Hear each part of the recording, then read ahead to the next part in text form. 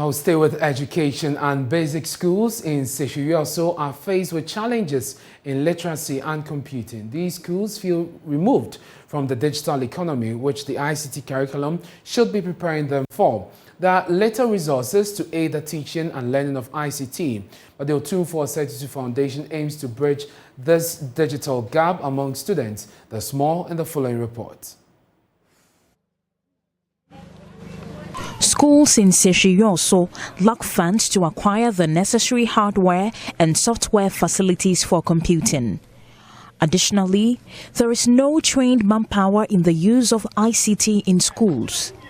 To promote STEM education, the Otumfuo II Foundation is creating access in the most exciting ways of literacy and learning of ICT in communities. Professor Oheneba Boachie J. Wahine II is Otumfuo Hiahine and the board chairman of the Otumfuo II Foundation.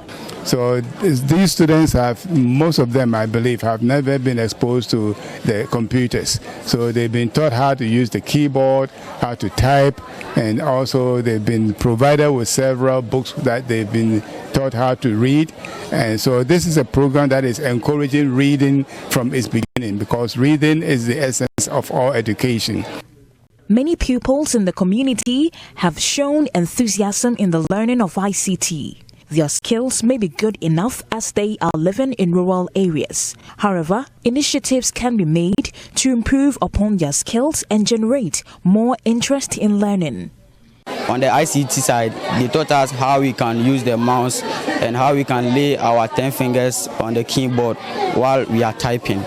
And also, they taught us how we can launch the Microsoft Excel and how we can type our names or keep a record in Microsoft Excel. And they also taught us how we can read fast and the tonations we should use when reading. We learned about Vicon, Microsoft Excel, and when we went to the reading class, they taught us how to arrange books on the shelves and how to remove it. And we should study something when we are reading, punctuation marks, voice we are using. The Otumfuo Foundation promised to set up a library in the community for reading and ICT learning to be fully utilized.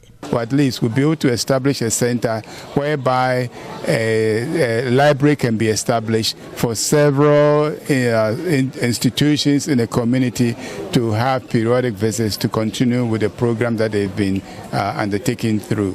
With this initiative, students will not be left behind in terms of technological advancement. The gaps of digital divide between rural and urban schools will gradually be bridged.